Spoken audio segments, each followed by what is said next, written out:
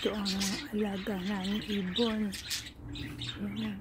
Kumakain din sila ng cattle bone. Mayaman sa calcium yun. Pwede sa mga ibon. Ito naman ang puno ng kapitbahay namin. 5. O pwedeng pagtaguan ng fight. Ito. Katakot. Okay. Ito naman ang mga binhi ng pagkatapos mambulaklak, lalabas ang binhi ng broccoli. Saka pinaghalong radish. Nagbawas na ako ng dahon yan. Ilalagay ko sa ilalim ng kulungan ng ibon para yung nahuhulog ng mga pagkain nila, saka yung mga ipot-ipot, hindi siya naglalawa.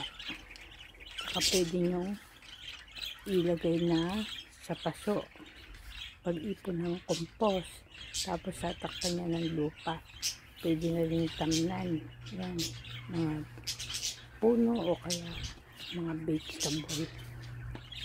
Ito naman aloe vera, yan sa sugat, sa lalamunan, sa makating balat, lalagyan nyo lang ng asin. Ito naman ang mustasa, mga nilipad ng hangin, nilalagay ko sa paso.